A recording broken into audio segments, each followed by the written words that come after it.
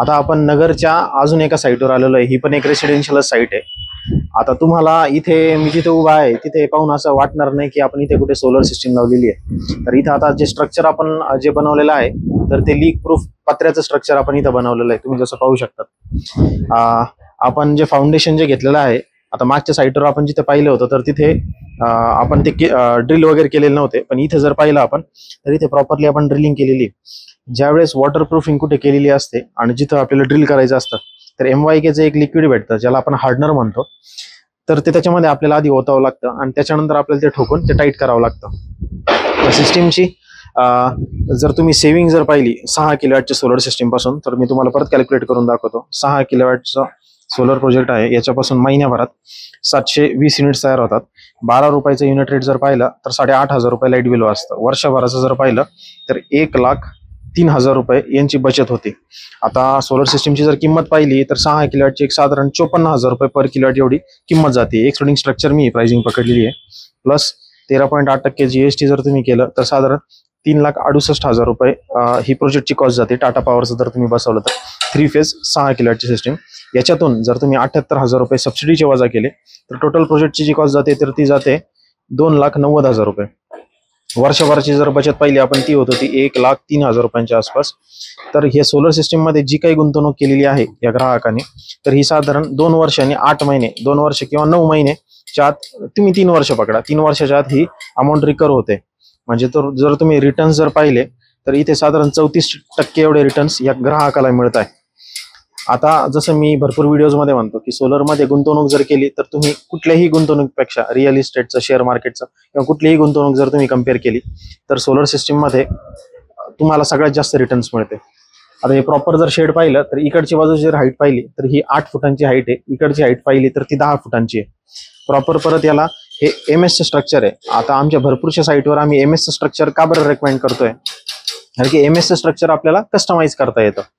जिथे आम्ही GIचं structure recommend करतो तर तिथे GIला कधीच आम्ही काय म्हणतात वेल्डिंग वगैरे करत नाही. त्याला प्रॉपर आम्ही नट बोल्टिंगच करतो. आणि भरपूर वेळा काय होतं की जिथे जिथे तुम्ही तुमच्या सोलर कॉन्ट्रॅक्टरला विचारतात की अरे बाबा मला सोलर बसवायचंय, तू GIचं स्ट्रक्चर मला देशील का? आता ते लोक काय करतात, GIचं स्ट्रक्चर देतात पण त्याच्यामध्ये तुम्हाला वेल्डिंग करून देतात. वेल्डिंग केल्यामुळे त्याची स्ट्रेंथ पूर्णपणे तिथे संपून जाते आणि त्याला गंज लागू शकतो. आपण काही कॉलम्सला सपोर्ट घेतलेले आहे. जर तुम्ही पाहिलं तर खाली पण सपोर्ट घेतलेला आहे आणि तुम्ही पॅरापिटला पण सपोर्ट घेतलेला आहे. सेम मागच्या बाजूला जर पाहिलं तर तसंच आपण केलेलं आहे.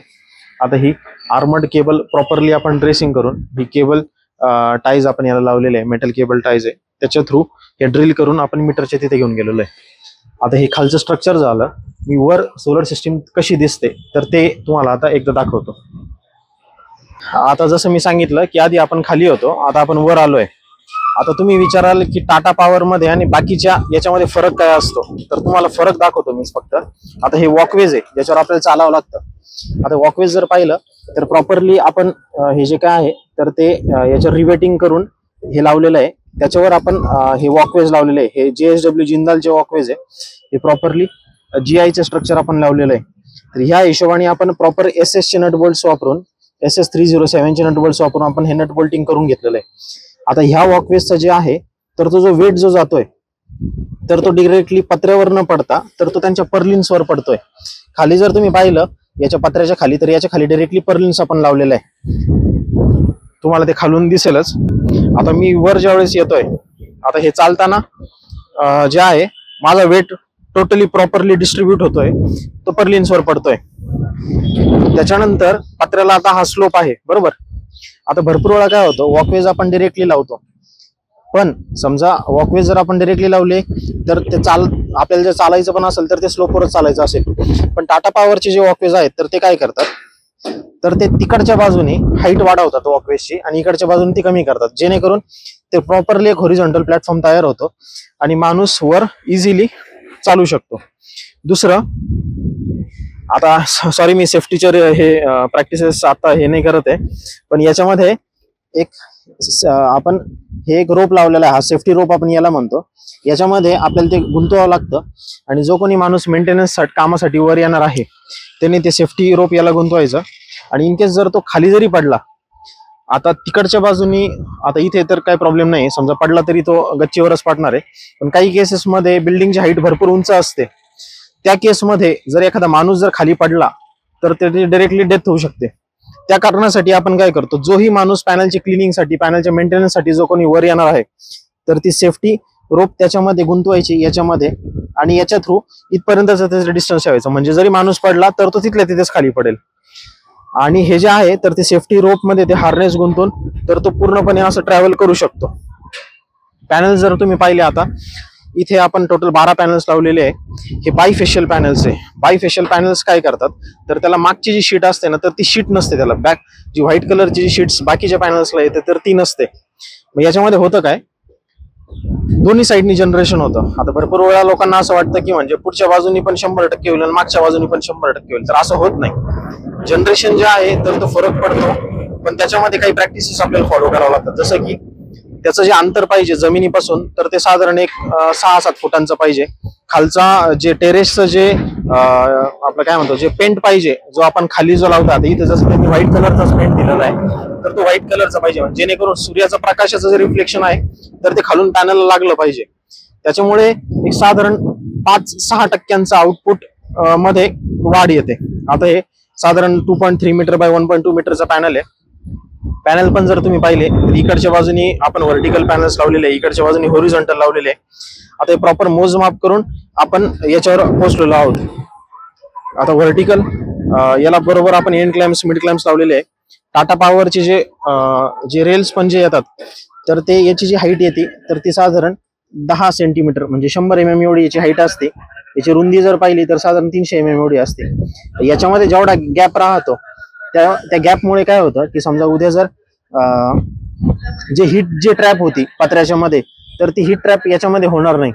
याच्यामध्ये थोडाच फार डिस्टन्स राहील, म्हणजे वारं खेळायला जे आहे तर ती जागा राहते. दुसरं, पॅनल्स जवळ जवळ न लावता तर त्यांच्यामधले जर डिस्टन्स जर असलं तर ते डिस्टन्स साधारण 1-2 सेंटीमीटरचं डिस्टन्स ठेवलेलं आहे. म्हणजे जर ज्यावेळेस वारा येतो तर ते वारं त्याच्यामधून निघून जातं. या हिशोबाने आपण वरचं इथे इन्स्टॉलेशन केलेलं आहे, जेणेकरून या कस्टमरला वीज निर्मिती तर होतीच आहे, पण एक छत पण, त्याला एक बसायला एक पोर्च पण इथे तयार आपण चांगल्या पद्धतीने तयार केलेला आहे. आणि शेजारी जर पाहिलं इथे लाइटनिंग अरेस्टर पण आपण लावला आहे. लाइटनिंग अरेस्टरला मेटलच्या केबल टाईज पण लावलेला आहे प्रॉपर.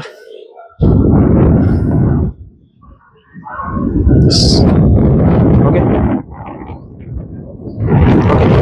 अजून एक गोष्ट जर पाहिली, सगळं झालंय आता आपलं हे डोळ्याने दिसण्यासारखं.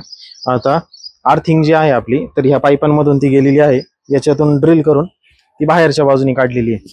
आता खाली जर पाहिलं, जिथे यांनी झाडं लावायचे जे आहेत तर तिथे तुम्हाला 3 पाईप दिसत असतील, तर ते 3 पाईप जे आहे झाडांच्या ठिकाणी आपण मुद्दामून काबर केलेलं आहे ते, कारण तिथे पाणी लागतील. तसं ते केमिकल आर्थिंग्स आपण वापरतोय, ज्यांचं आयुष्य पण 15-20 वर्षांच्या वरच असतं, पण तरीही एक एक्स्ट्रा काळजी म्हणून त्याला आपण पाणी दिलं पाहिजे आर्थिंगला. तर आता पाणी मुख्यतः जिथे आपण झाडं लावतोय तिथेच दिलं जातं. तर त्याच्यामुळे आर्थिंग जर पाहिलं आपण, ते झाडं जिथे लावलेलं आहे त्या ठिकाणी आपण केलेली आहे.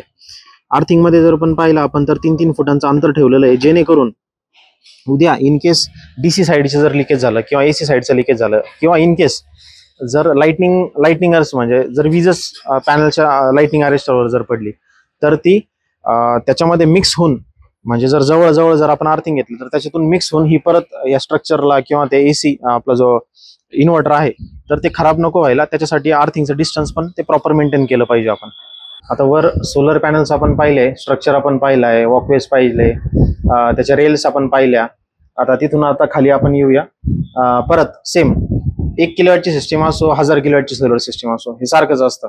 फक्त इन्व्हर्टरची जी कॅपॅसिटी ती मॅक्सिमम आता इंडियामध्ये मला वाटतं 125 किलोवॅट पर्यंत येते. 150चे काही इन्व्हर्टर्स येतात, पण ते डिपेंड करतं अवेलेबल आहे की नाही मार्केटमध्ये. तर हा डीसीडीबी आहे, हा इन्व्हर्टर आहे. डीसीडीबीचं काम प्रोटेक्शन द्यायचं डीसी साईडला, इन्व्हर्टरचं काम डीसीला एसी मध्ये कन्वर्ट करण्याचं, आणि एसीडीबीचं काम एसी साईडने प्रोटेक्शन द्यायचं. हे सगळं टाटा पॉवर सोलरने प्रोव्हाइड केलेलं आहे. सोलिसचं इन्व्हर्टर आहे. जसं मी तुम्हाला सांगितलं होतं 6 किलोवॅटची सिस्टीम पासून 720 युनिट्स महिन्याला तयार होतात. आपण पाहूया. आता अनफॉर्च्युनेटली लाईट गेलेली आहे. लाईट गेल्यावर सोलर सिस्टीम काम करत नाही, हे एक महत्वाचा मुद्दा. तर इथे अलार्म आलेला आहे. टाइम जर पाहिला, तुम्ही जवळ जर आले तर इथे इन्फॉर्मेशन मध्ये जर गेले तर डीसी साईड जर पाहिलं तर ते जनरेटिंग आहे, पण करंट 0 आहे. हे MSCB साईडचे 3 फेजेस आहे. इथे 3 फेज आहे. स्टेटस जर पाहिलं तर नो ग्रीड आहे. नो ग्रीड म्हणजे MSCB साईडचं पॉवर नाहीये. टोटल एनर्जी जर पाहिली तर आता ही सोलर सिस्टीम लावून तसं 1 महिनाभरच झालेला आहे आपल्याला, तर 770 युनिट्स आपले तयार झालेले आहे सोलर सिस्टीम लावून.